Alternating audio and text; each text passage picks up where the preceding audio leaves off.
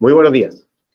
Pues nada, soy José María Maza, profesor del Departamento de Ingeniería Eléctrica de la Universidad de Sevilla y hoy os vengo a hablar de la electrificación de los sectores primarios y extractivos. He estructurado la presentación en dos grandes bloques. Vamos a hablar primero del sector primario agrícola y donde vamos a hablar de una visión general del consumo energético del sector. Veremos que la parte más importante para electrificar son los vehículos agrícolas que tienen un recorrido fuera de carretera normalmente. Y luego hablaremos también un poco de electrificación del riego agrícola, que si bien está en su mayor parte electrificado, pues bueno, es un consumidor importante de energía y hablaré pues tanto de integración de renovables como posibles técnicas de ahorro y eficiencia energética en esto del riego. Desde el punto de vista del sector extractivo, haré una visión también general de su consumo energético. Dentro del sector extractivo he dejado fuera el sector de oil and gas, el sector del petróleo, me centro en tema de minerales. Hablaré también de la parte más importante que se puede electrificar ahí, que es la parte de vehículos. Y también hablaré de las posibilidades que ofrece la electrificación como segunda derivada, que sería la utilización de renovables. Y finalmente quiero cerrar con unas conclusiones muy breves a modo de resumen. Si lo enlazamos quizás con la charla de Vicente de ayer, el sector agrícola y el sector extractivo son las hermanas, digamos, pequeñas en cuanto a consumidores de energía. Estuvimos viendo ayer que el sector industrial se llevaba casi un 30% de la energía mundial que se consumía. Pues para que hagáis una idea, ahora después veremos que el sector agrícola consume alrededor de un 3% y el sector extractivo en minería, pues dejando fuera oil and gas, pues estamos hablando de un 3,5% a un 5%, depende de la estadística que estemos mirando. No obstante, los consumos energéticos no son desdeñables, ¿no? Entonces, todo lo que podamos electrificar, pues bienvenido sea.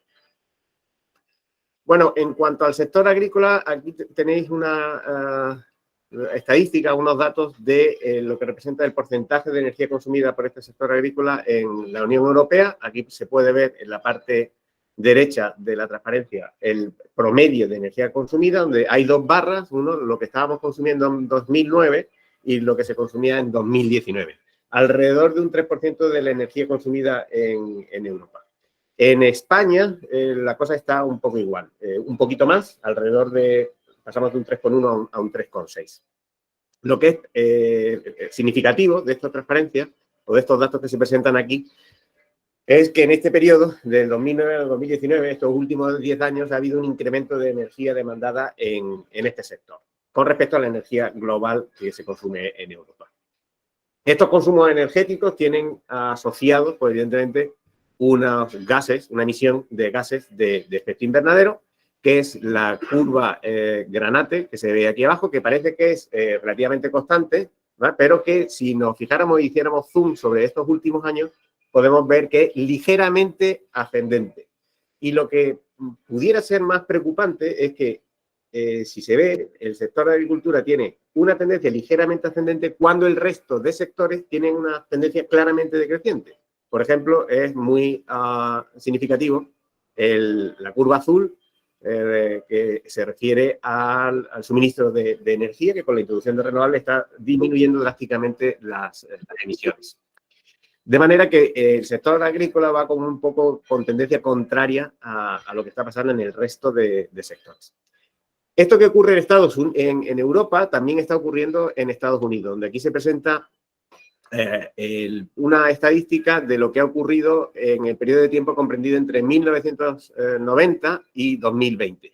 El sector agrícola se puede ver aquí, donde ha habido un incremento de emisiones de alrededor de un 6,5%, cuando en global todos los sectores en Estados Unidos han disminuido sus emisiones cerca de un 7%, y el sector, por ejemplo, eléctrico, ha disminuido alrededor de un 20% dichas emisiones. Así que las tendencias en este sector agrícola son ciertamente contrarias a lo que está ocurriendo en otros sectores.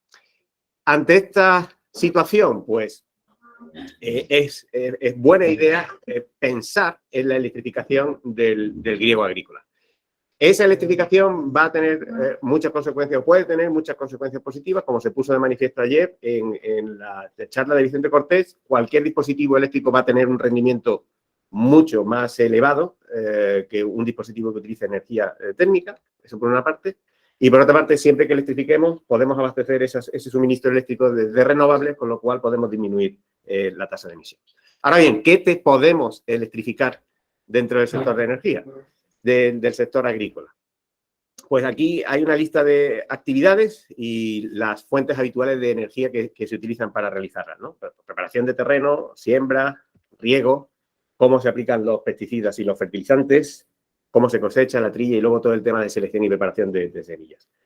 La mayor parte de las actividades, la fuente de energía es diésel, recursos fósiles de energía, como puede ser aplicación de fertilizantes y pesticidas cuando se utilizan avionetas para realizarlo, que se utilizará queroseno o cualquier otro derivado de petróleo. Y si nos fijamos, todas estas actividades que están relacionadas con el uso de maquinaria agrícola son responsables de alrededor del 43% de las emisiones del sector. De forma que es un vector grande para atacar, intentar electrificar todo lo que es maquinaria agrícola que actualmente se basa principalmente en diésel. Y desde el punto de vista del riego, pues bueno, ahora después veremos que existe, aunque parezca mentira, todavía existen riegos que se basan en diésel, aunque ya la mayoría, por ejemplo, en España, están basados en consumo eléctrico. Bueno, pues ahí dependemos de si la instalación está conectada a red o no, y si está conectada a red, pues dependemos del porcentaje de renovables que tengamos en el mix de generación. Entonces, algunos números que son interesantes en España y que nos hacen pensar en que esto de la electrificación, pues hay que tomárselo relativamente en serio, ¿no? Aquí se tiene una estadística del número de tractores que hay censados en España en los últimos años. Pues en 2021 teníamos alrededor de 11.000 tractores censados. Lo que es interesante es ver el promedio del tiempo que tienen estos tractores. Estamos hablando que el parque de tractores en España, el 60% de los que se comercializan, suelen tener un tiempo de vida de más de 20 años. Esto ya sabemos todo lo que significa. Significa que las emisiones de este parque de tractores va a ser muy elevado. Y no solo eso, sino que 20% de lo que se comercia en segunda mano tienen más de 40 años. O sea, esto significa muchísimas emisiones.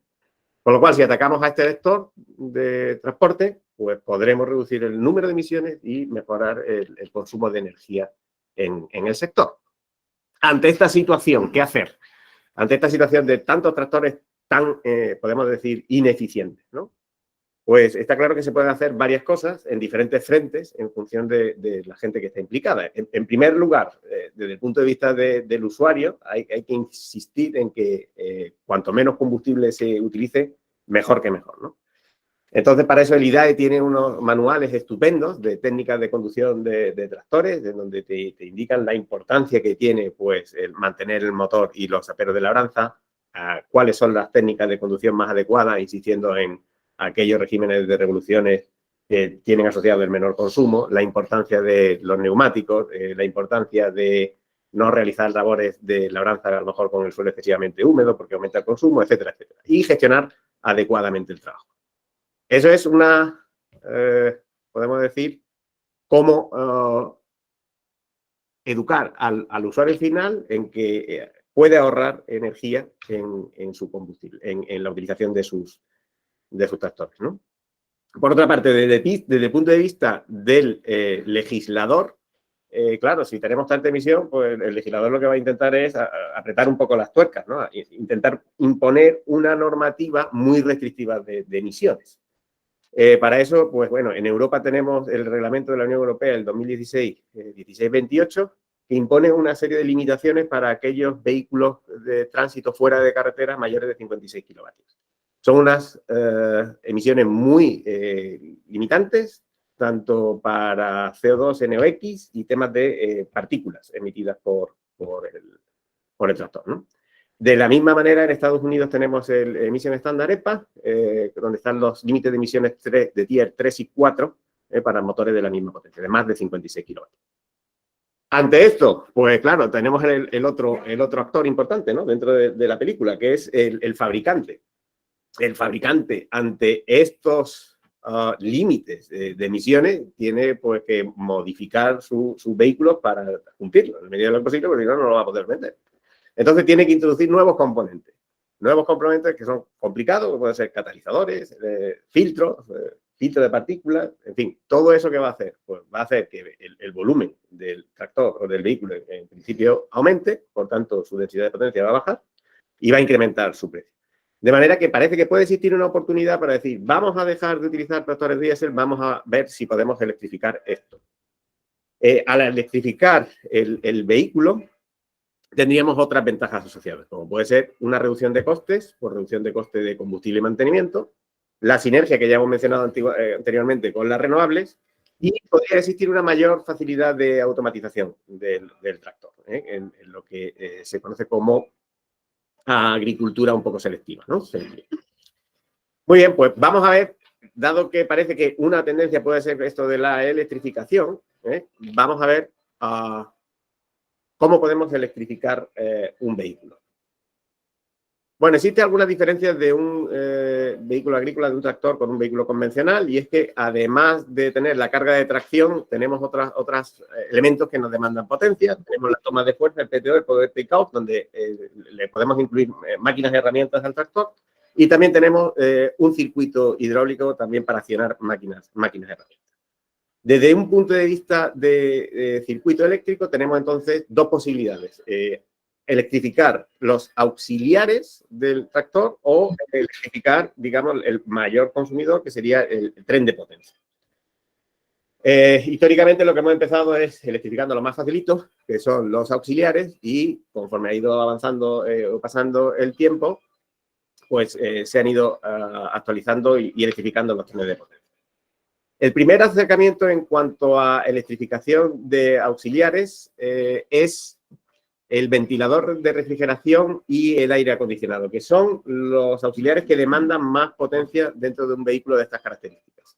El ventilador de refrigeración del motor consume alrededor de un 32% de la potencia del tractor, el ralentí, y el aire acondicionado puede ser alrededor de un 13% de la potencia consumida en plena carga. ¿Qué es lo que pretendemos al electrificar estos auxiliares? Pues, en cierto sentido, lo que estamos buscando es independizar el régimen de giro del motor de combustión interna que tiene el tractor del régimen de giro de estos auxiliares.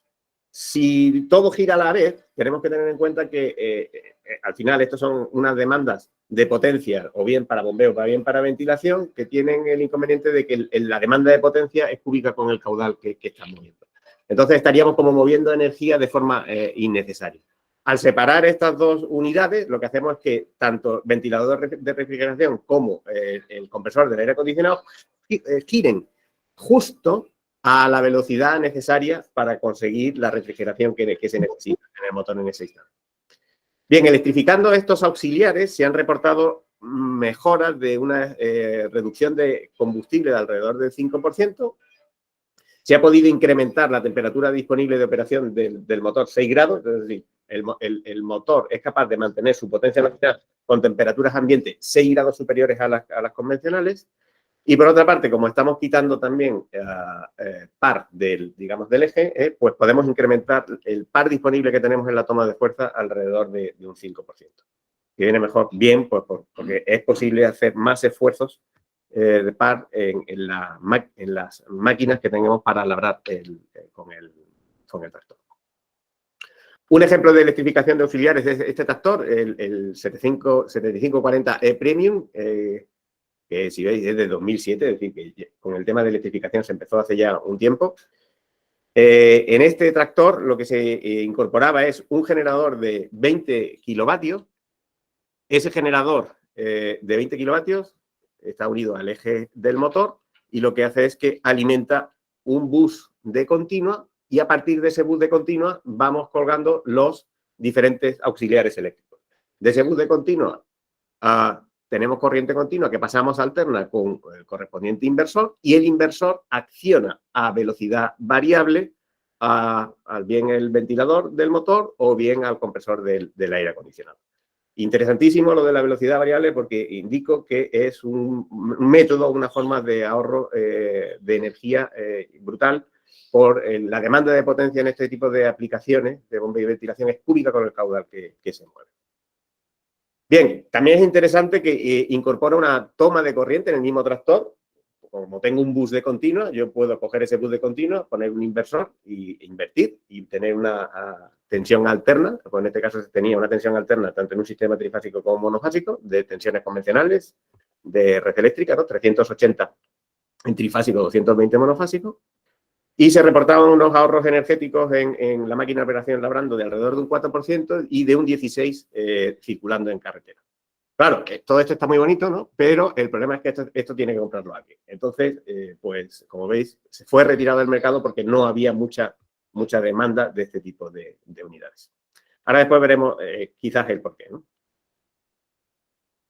Bien, en cuanto a las otras, la electrificación del tren de potencia, hay diferentes formas de acometerlo. Está la diésel eléctrica, la híbrida, que veremos que existen varias configuraciones de electrificación híbrida, y el puramente eléctrico.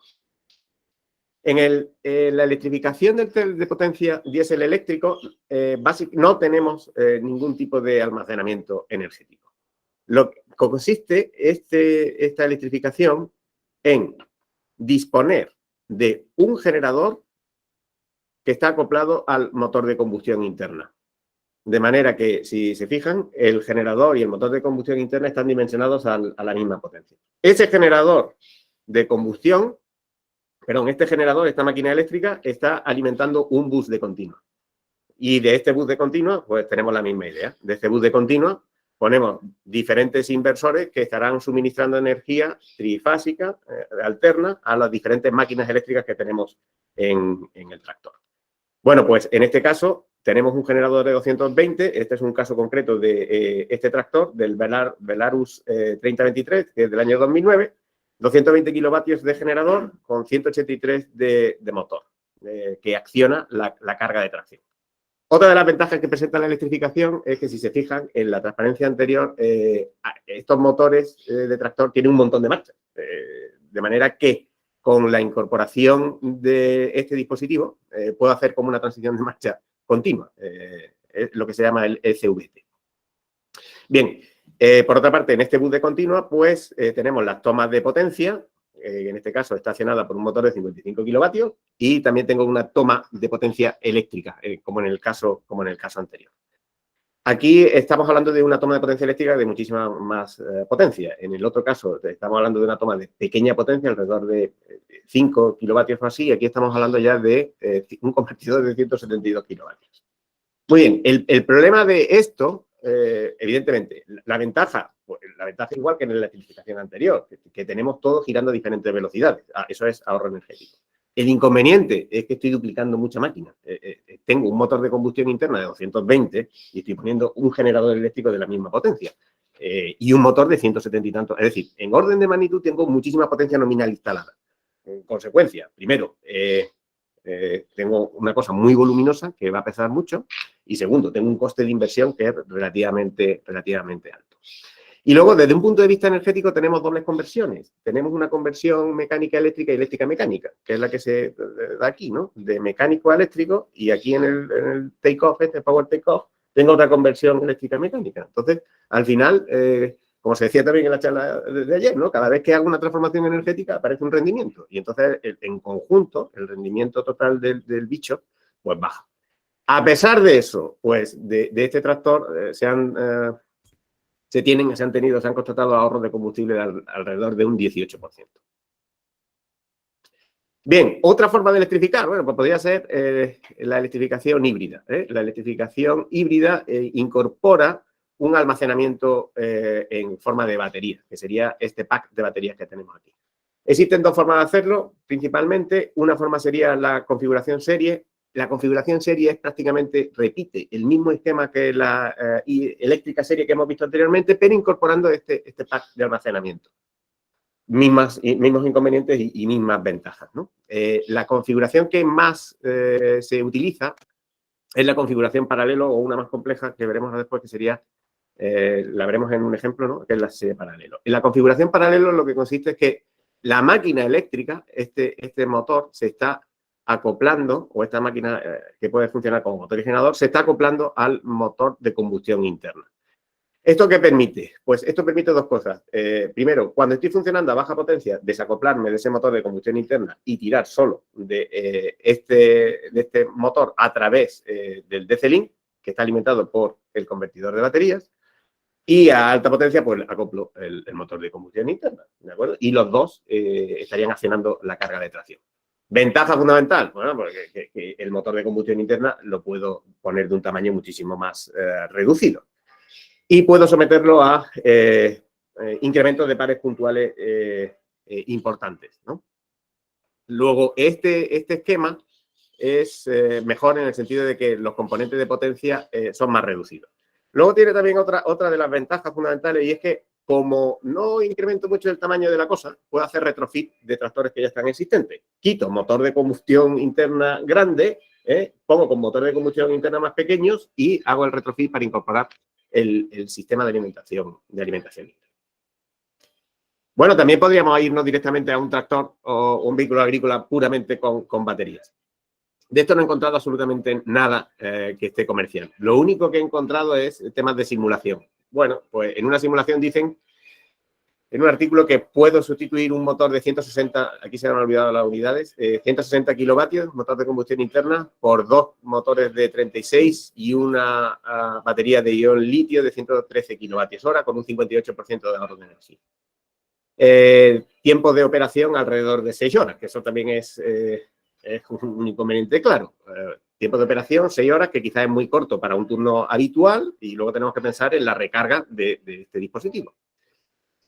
En ese sentido, pues hay otras alternativas, que es la utilización de hidrógeno y de pilas de combustible. Esto apareció un dispositivo comercial, que es el New Holland NH2, en 2011, que tenía una PEM, como las que estuvo hablando ayer Tomás, a primera hora de la tarde, de 100 kilovatios, con un depósito a 350 bar de hidrógeno, que almacenaba 8 kilos de hidrógeno, y una batería de apoyo de 12 kilovatios hora de un litio, ¿vale? Quizás tiene más sentido, ¿no? Porque el operar con pila de combustible me puede dar más autonomía, ¿no? Más rango y más horas de operación. Bueno, una comparación de las topologías, de las ventajas e inconvenientes de cada una. No quiero entrar, ya más o menos lo he dicho. Tenemos que tener en cuenta que los eléctricos de baterías, pues sí, están muy bien, tienen 0 emisiones, se puede hibridar con renovables, pero aparecen por ahí otras cosas, ¿no? Aparece que un problema posiblemente de coste, un problema de los tiempos de carga de las baterías, y que hay que cargar el tractor, es decir, que tenemos que poner estación de recarga allí donde esté el tractor. Y quizás lo que más sentido tenga sea algo híbrido, ¿no? Con pilas de combustible, puesto que además de 0 emisión, te permite la recarga rápida en el caso del hidrógeno. Luego tendríamos que hablar del tema de cómo generamos el hidrógeno y demás, ¿no? Esto es lo que hay a nivel comercial o prototipo, ¿no? El John Deere, que dijimos que apareció en 2007, ¿no? Donde solo estaba electrificando auxiliares. El Belarus, que es diésel eléctrico, esto sin almacenamiento energético. El New Holland, hidrógeno con batería. Un puro eléctrico, que es el Fendt E100 Vario, este es relativamente reciente, donde tenemos 6 horas de operación y una batería de un litio de 74 kilovatios. X-Concept, diésel eléctrico, exactamente igual que sin almacenamiento energético, por tanto, Belarus. Y luego tenemos 2 híbridos, el híbrido serie, que es el State Concept, y un híbrido serie paralelo, que mezcla, pues, la ventaja y los inconvenientes del serie y el paralelo, a costa de tener un tren de potencia mecánicamente un poco más complejo. Y aquí, pues, muestro un índice que es lo que se denomina el grado de hibridación. El grado de hibridación, pues, 100% sería 100% eléctrico, 32% pues significa que solo el 32% de la energía que se está consumiendo en el tractor es de origen eléctrico. Salvo el NH2 y el E100 Vario, pues vemos que los grados de hibridación son relativamente reducidos. Y ese grado de hibridación tiene en cuenta todo, porque en un tractor, como vemos, hay carga de tracción y carga también para accionar a pero de la lanza y demás. Pues ahí están unidos los dos. También podríamos tener un tanto por ciento diferenciado para cada una de las actuaciones. Pero bueno, aquí he decidido poner el total. Bueno, y una fotito, ¿no? De qué estamos hablando, ¿no? Este es estupendo, ¿no? Para ir a la disco. Es súper chulo, ¿eh? Sin embargo, para mí sería el que es eléctrico. Pues no, es el diésel eléctrico, ¿no? El eléctrico puro es esto, ¿no? Le falta un poquito de glamour. Si a este le hubieran puesto esto, yo creo que se vendería quizás como chulo, ¿no? Bueno, y una cosa importante, ¿no? Que está muy bien esto de electrificar y demás, pero los tractores hay que venderlos, ¿no? Y entonces me resultó muy curioso cuando estuve preparando la charla esta, pues algunos estudios de mercado para ver esto de los tractores híbridos, los tractores eléctricos, qué penetración van a tener, si se va a vender o no, ¿no? Entonces, hay una encuesta en California, que es muy corta, ¿no? De solo 100 participantes, de que le preguntaron, por eso, a agricultores de la zona que qué pensaban esto de la electrificación híbrida, del tractor y las conclusiones fueron, déjese usted de historias, que yo lo que quiero es algo que sea fiable. ¿Y qué me está contando usted de eficiencia y de emisiones? Eso para mí es que no es importante. O sea, yo lo que quiero es que el tractor, cuando yo vaya a cogerlo, esté operativo y punto. No me cuente usted ninguna monserga más. Entonces, en ese sentido, es importante lo de la formación, lo que hemos visto antes del IDAE, que pueden ser cosas de perogrullo, de que tenga usted el motor de su tractor a las revoluciones, que no sé qué, compruebe la presión de los neumáticos. Pues lo mismo hay que empezar a hacer quizás en este sector que muchas veces es excesivamente tradicional. Hace falta formación para insistir en que esto es necesario y, por supuesto, hay que poner unos precios que sean competitivos con un tractor convencional, ¿no? Y luego está otro análisis que es, bueno, ¿esto qué supone en coste? Y que fue, ¿qué es lo que ocurriría en China si el sector agrícola, todos los tractores de este sector, dijéramos, fuera diésel y vamos a ponerlos todos a eléctricos? ¿Qué es lo que ocurriría? Pues en el estudio dijeron que hay un límite razonable para llevar una electrificación total a batería, que es una potencia para que a mí me resultó bajísima, que eran 22,6 kilovatios. Entonces estamos hablando de máquinas que sean de un tamaño muy, muy pequeño. Estamos hablando de los tractores anteriores, estamos hablando de motores de combustión de 220 kilovatios. Esto debe ser una máquina pequeñísima. ¿Y por qué salen estos datos? Pues porque a pesar de que con la utilización puramente eléctrica el coste de operación se reduce alrededor de un 60%, el tema es que el coste de inversión es de 2 a 5 veces superior. Entonces los números solo salen para tamaños de máquinas muy reducidos. Lo que se dice todo el mundo, todos los expertos, es que, bueno, la cosa está ahí. Perdón. La cosa está ahí y que va a haber cambios esperables en los próximos 15 años. Pero a día de hoy la penetración en el mercado es relativamente reducida. No obstante, no hay que obcecarse, hay que pensar también en soluciones alternativas.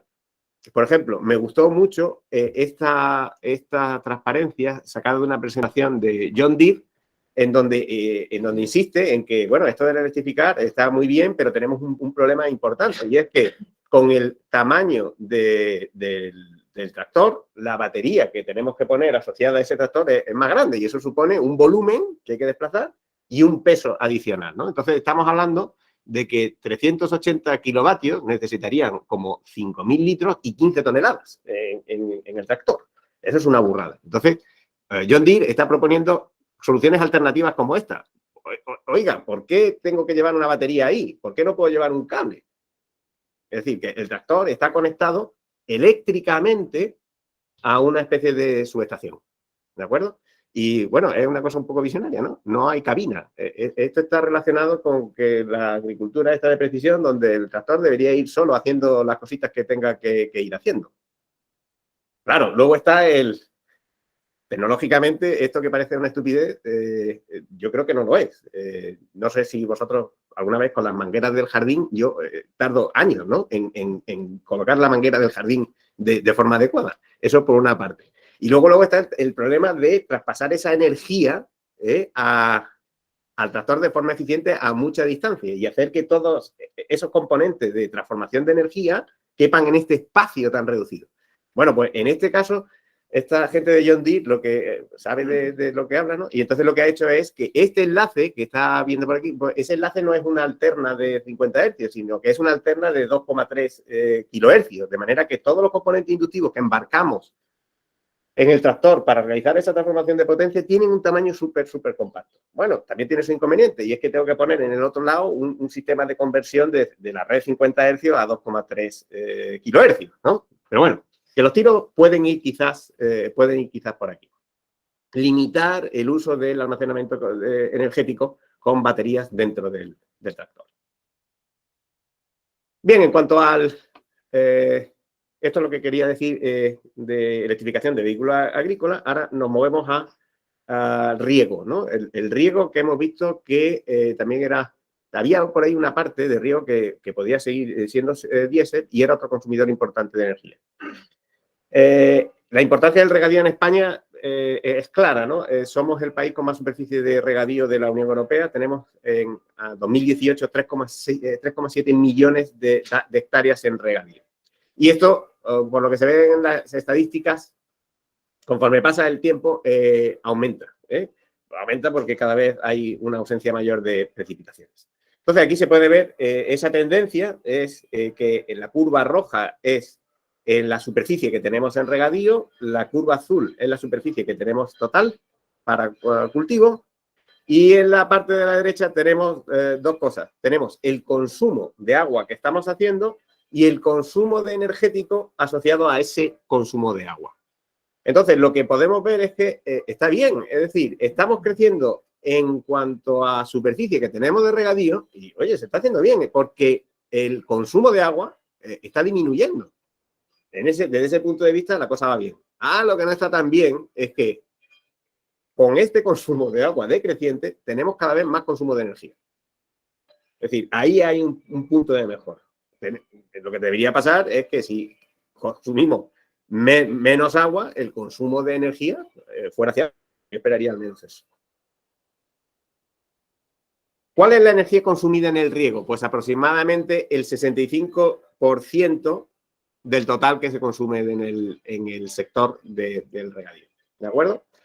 Básicamente todo está electrificado. En datos de 1995 en España indican que teníamos alrededor de 613 kilotoneladas equivalentes de petróleo, el 73% electrificado y un 25% no electrificado, basado en generadores diésel. En 2001 se creció un poquito, solo un poquito, pero en la década 2001-2012 hubo un cambio importante en esta electrificación. Se pasó prácticamente al 95% de electrificación del regadío.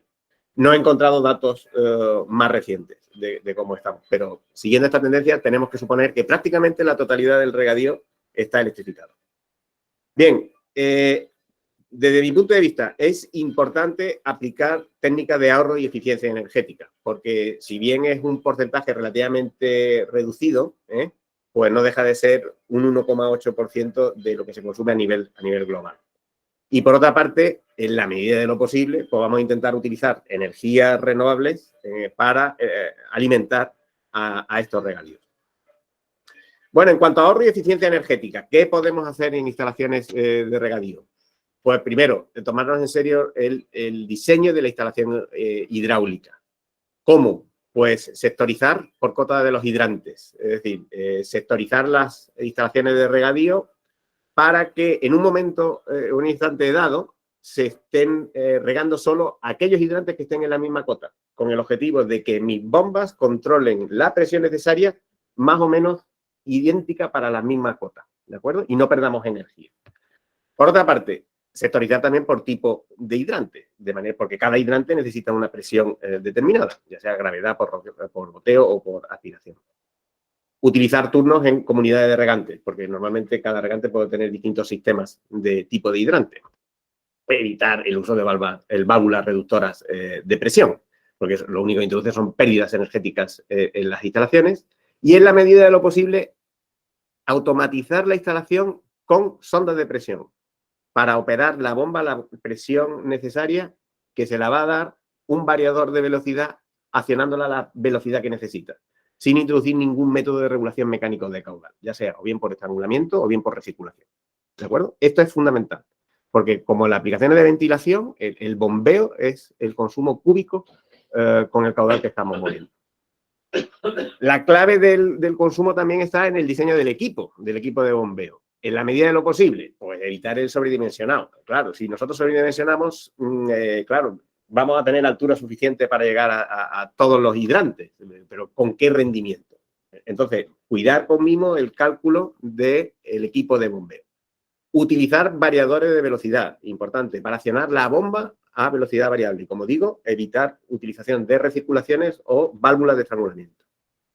Utilización de bombas en paralelo, o bien accionadas por variadores de velocidad conjunto o un variador de velocidad o una bomba accionada a piñón fijo, caudal constante y otras variables para adaptarse a un consumo variable de caudal. Echar cuenta del consumo de potencia reactiva, compensando factor de potencia, y en la medida de nuestras posibilidades adaptar el consumo a la tarifa eléctrica. En el sentido de que, bueno, ¿sabéis? Las tarifas eléctricas tienen dos términos, pagamos por potencia y pagamos por energía, y en estas también pagamos por factor de potencia. Pues todo suma, ¿eh? En la medida de lo posible lo que tendríamos que hacer es adaptar la potencia que tenemos contratada al pico de potencia que tienen nuestras instalaciones. Si juntamos la información que había en la gráfica que he puesto anteriormente, de demanda de energía con demanda de agua consumida, pues tenemos esta gráfica, ¿no? Y vemos que existen margen de mejora, sobre todo en el periodo 2008-2017. En el 2008-2017, fijaos qué ha pasado. Estamos consumiendo prácticamente el mismo agua, pero con más energía. No debería ser, ¿eh? Deberíamos estar prácticamente en el mismo punto. ¿De acuerdo? Entonces, yo creo que existe todavía margen de mejora en estas instalaciones de riego agrícola. Y también quisiera hacer un comentario, que es un comentario que creo que está demandando el sector, y es que en esta operación de riego agrícola tiene una importancia enorme la tarifa eléctrica, ¿no? Entonces, ahí hay una estadística de el incremento que ha sufrido el término de potencia desde el año 2008 al 2013 y lo que ha supuesto en el incremento promedio de la factura.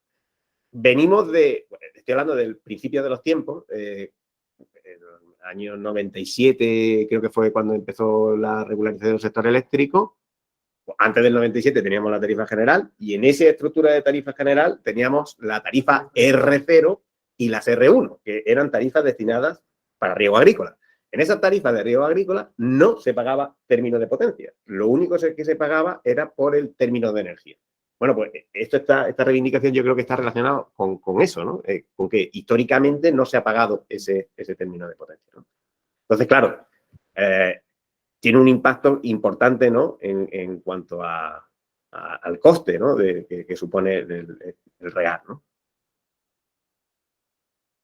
Eso en cuanto a técnicas de eficiencia energética. Por otra parte, tenemos el tema de, bueno, ya que tenemos esto electrificado, vamos a utilizar renovables para alimentarlas, ¿no? Entonces, pues está claro, ¿no? En España, tal y como estamos, lo que hay que utilizar es fotovoltaica. O yo utilizaría, en su mayor medida, fotovoltaica.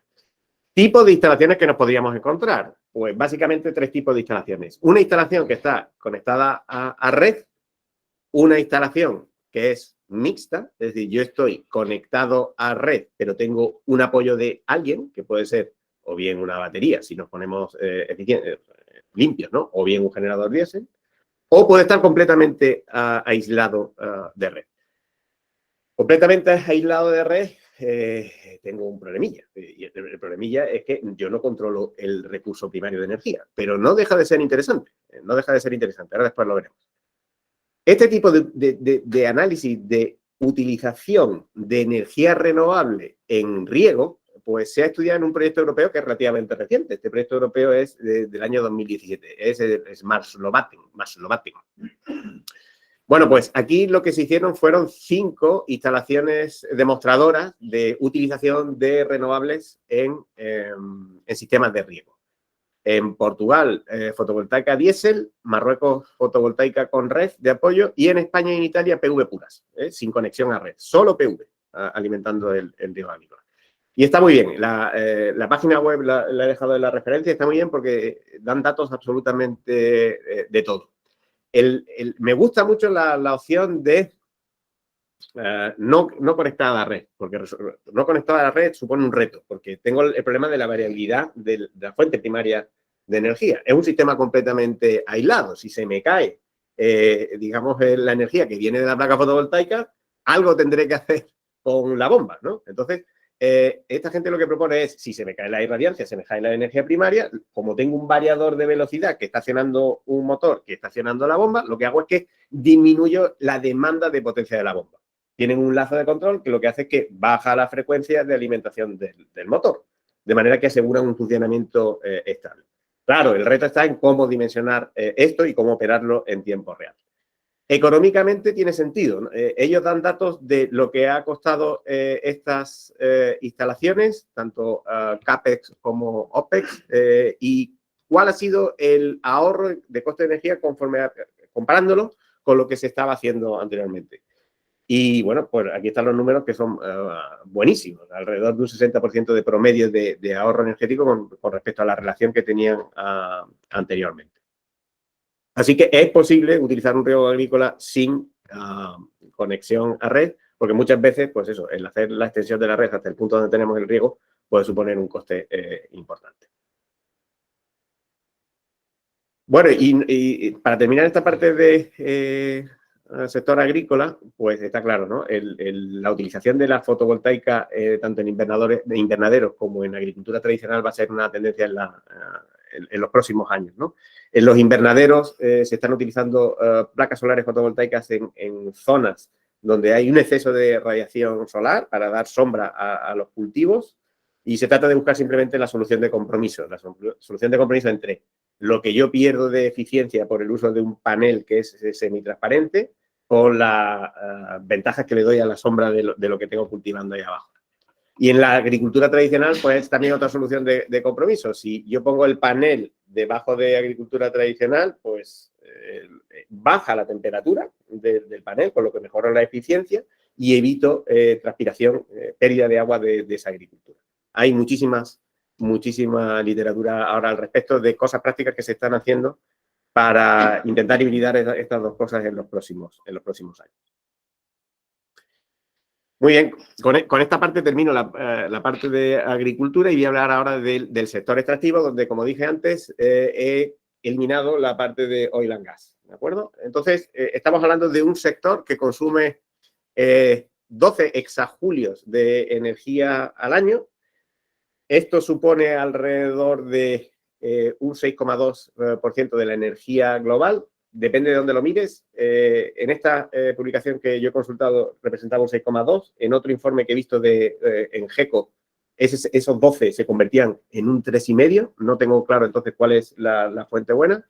En cualquier caso, sí se confirma ese dato de 12 exajulios al año. Hay una estimación de alrededor de unas 150.000 minas en operación en el mundo, de las cuales 5.000 son grandes minas que consumen alrededor de un 80% de la energía y alrededor de 145.000 explotaciones pequeñas que consumen un 20%.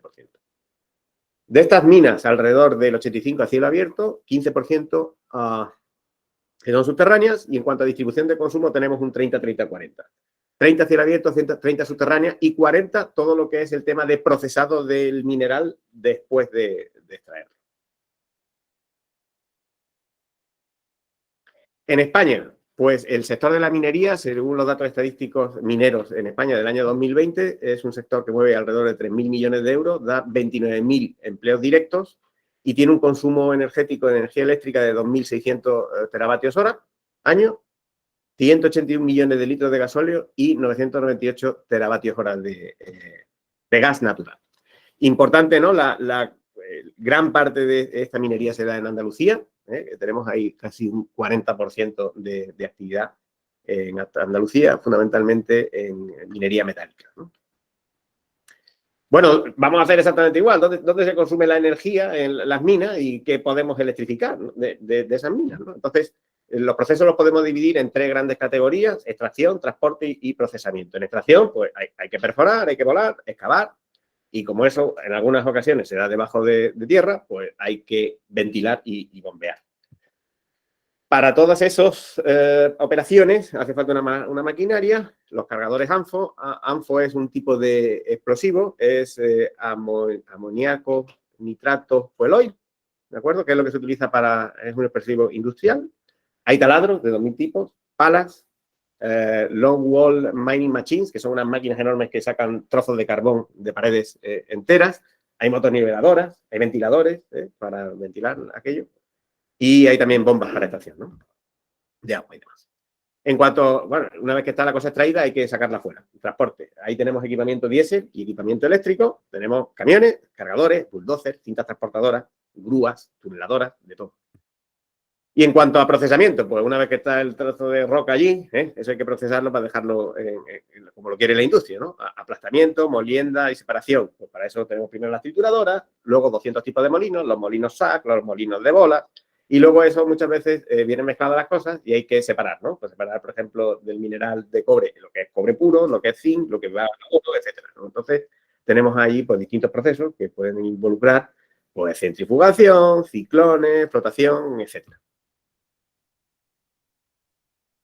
En cuanto a dónde se está consumiendo esta energía, he encontrado estadísticas en Estados Unidos para minería de carbón, metales y minerales no metálicos, y aquí tenéis un desglose de las fuentes de energía. Pues, como veis, solo un 33, un tercio es energía eléctrica, el resto es derivado del petróleo. O sea, que existe un margen de electrificación importante. No obstante, el gran consumidor de la minería es el procesado de material detrás. O sea, todo el tema de coger la roca y dejarla hecha polvo para poder procesarla luego. Es todo el tema de molinos. Molinos que están normalmente accionados por motores de muchísima potencia. Estamos hablando de decenas de megavatios que están accionados a media tensión. Eso consume alrededor de un 40%. Pero existe gran parte de la maquinaria, evidentemente, que son principalmente vehículos que siguen estando a motor diésel de combustión interna. Esa estadística era una estadística del DOE, del Departamento de Energía de Estados Unidos. Esta es la misma, otra estadística similar de estos elementos de minería metálica, pero las conclusiones son prácticamente las mismas.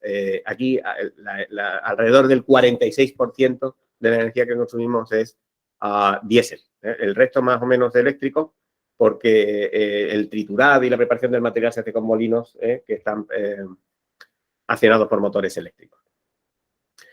Bueno, entonces, un porcentaje importante de la energía que consumimos en la minería es no eléctrica. Pero otra reflexión que hay que tener es que estamos analizando la minería tal y como era, o tal y como es ahora.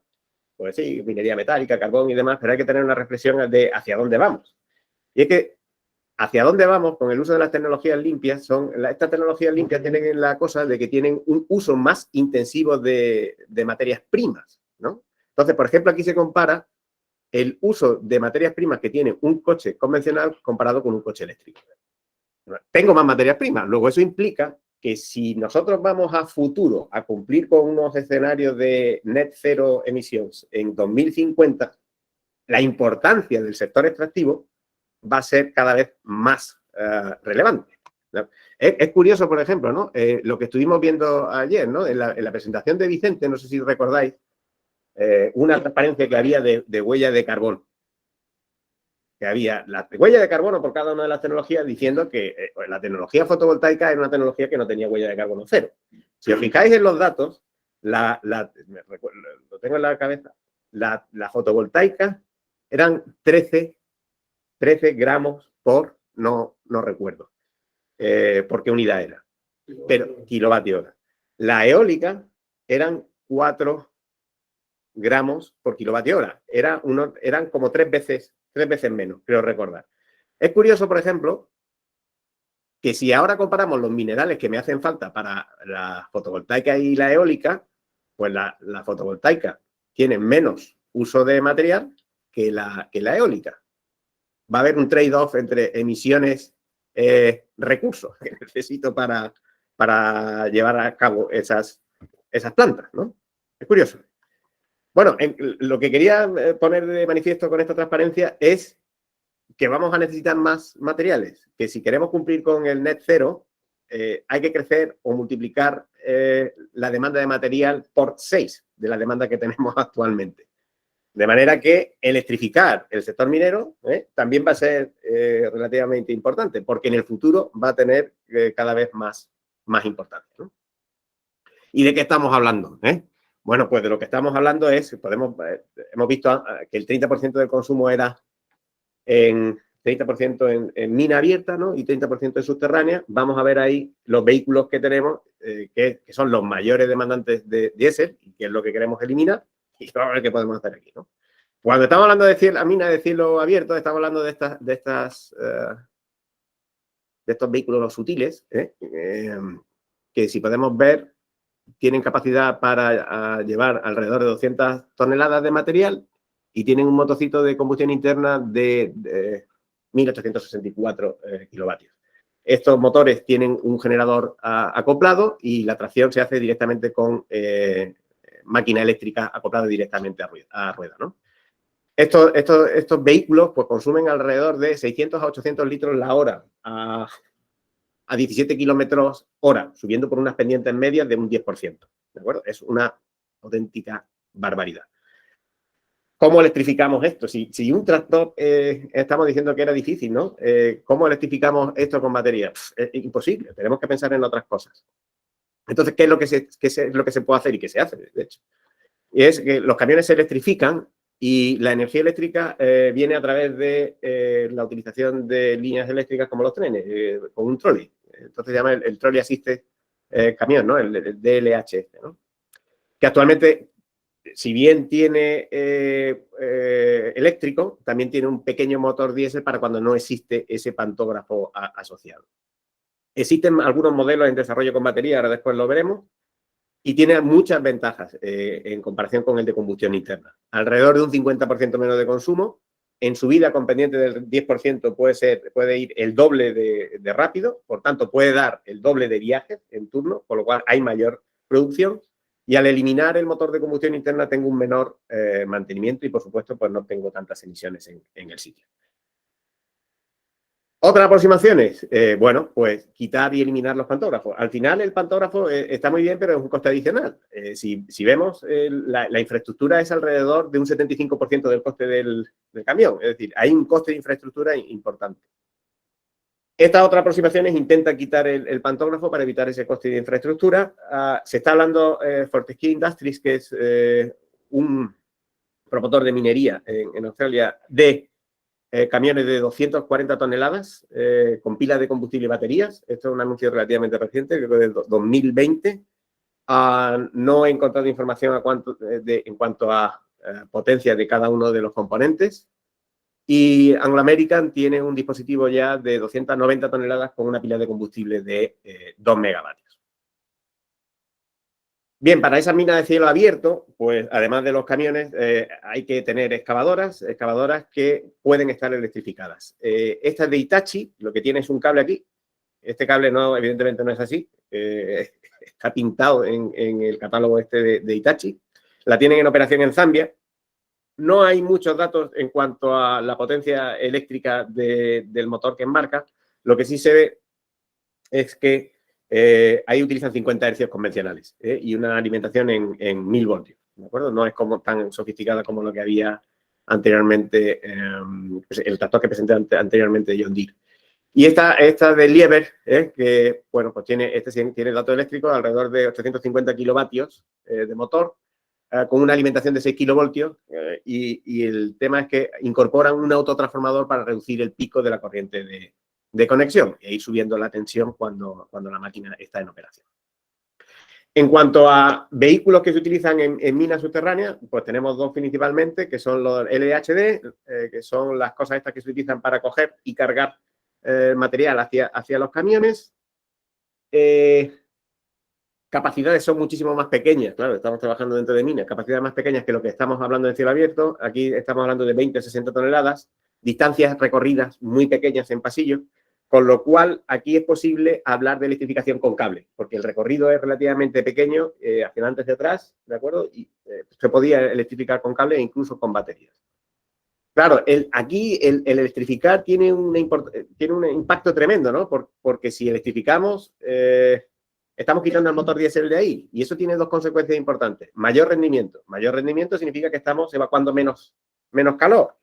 Si evacuamos menos calor, estupendo, porque allí al fin y al cabo trabajan personas. Y por otra parte, no hay emisión ni de CO2, ni NOx, ni partículas, con lo cual la necesidad de ventilación baja muchísimo. En mina, un gran consumidor en minas subterráneas es la ventilación que hay. Entonces, en algunas estadísticas, pues se ve que la sustitución de estos LHD por eléctricos, en general, mejora en cuanto a coste de operación, porque eliminamos prácticamente la necesidad de ventilación en minas, o se reduce considerablemente.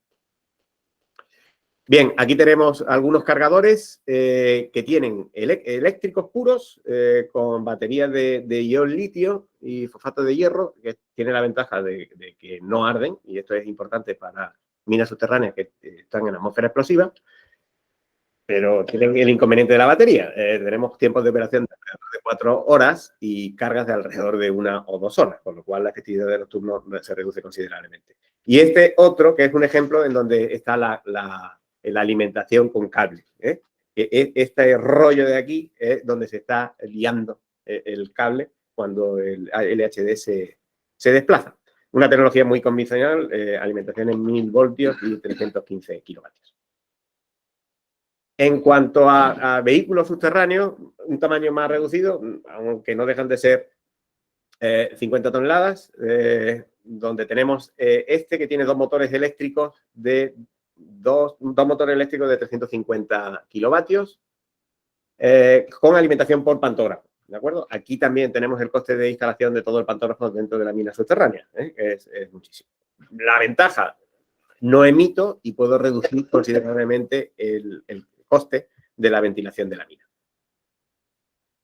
Bueno, pues si logramos electrificar, además se nos abren otras oportunidades, ¿no? Que es la posibilidad de alimentar todos estos dispositivos con renovables. Me ha llamado la atención dos cosas.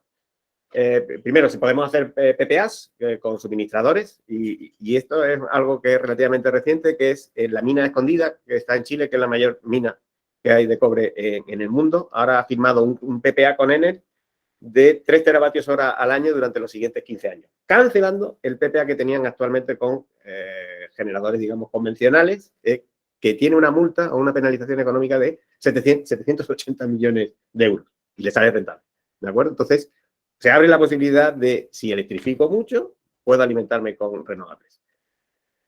Bien, y también podría existir la posibilidad de que en aquellas explotaciones mineras que tengan un tamaño más reducido, pues podría hacer alimentación propia con renovable local, utilizando el concepto de microred, donde tengo una parte de fotovoltaica, una parte de eólica, mi almacenamiento energético para absorber las variaciones y una gestión de la demanda. Esto, por ejemplo, está en la mina de Annews, que es una mina de oro en Australia, donde hay 18 megas de eólica, 4 de solar, y si se conectan a la página web pueden ver instantáneamente cómo está la producción de cada una de ellas, lo que tira la batería y no, y el porcentaje de alimentación renovable y no renovable que tiene. La verdad es que está bastante bien. Muy bien, y como conclusión, bueno, pues que se queden con los grandes números. La electrificación del sector agrícola y extractivo es interesante. Bueno, estamos hablando de un 3,3% aproximadamente de la agrícola, hemos visto, de la energía que se consume a nivel mundial, de alrededor de un 6 o de un 3,5, depende de la estadística que miremos. En el sector minero he dejado fuera oil and gas, y lo que hay que hacer en este proceso es un proceso de sustitución tecnológica, con el objetivo de reducir el consumo energético, porque sustitución de motores de combustión interna por dispositivos eléctricos va a tener un mayor rendimiento. Eso va a reducir además las emisiones, puede motivar la introducción de energías renovables, y el eje fundamental de esta electrificación tiene que atacar los vehículos. Entonces, ahí es importante que el tamaño importa. No podemos ponerle batería a todo bicho que se esté moviendo. Se están dando los primeros pasos en la electrificación, va a ser algo emergente y que va a ocurrir en los próximos 10 o 15 años. Y desde el punto de vista de aspectos prácticos, creo que es importante hablar de técnicas de eficiencia y energética en todo, no solo en el riego agrícola, sino también en actividades de minería. Creo que es importante. Y que, bueno, ya que estamos electrificando, utilicemos energías renovables en forma local, en forma de microredes. Y por mi parte, nada más. Muchísimas gracias. He dejado también unas referencias por si quieren seguir leyendo, tanto de agricultura como de minería. Bueno, José María prácticamente ha agotado su tiempo, son menos 2 minutos, pero aunque sea quizá una por cortesía, alguna pregunta.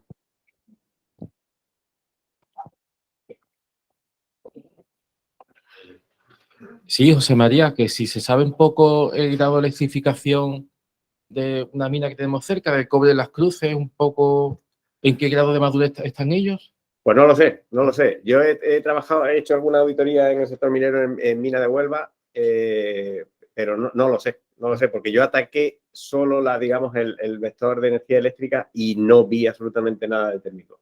Pero en comparación con otros sectores de la industria, la minería metálica yo creo que es un gran consumidor eléctrico, por el tema que hemos visto anteriormente, porque todo el tema del procesamiento del material, desde el trozo de cobre que te llega mezclado, ¿no?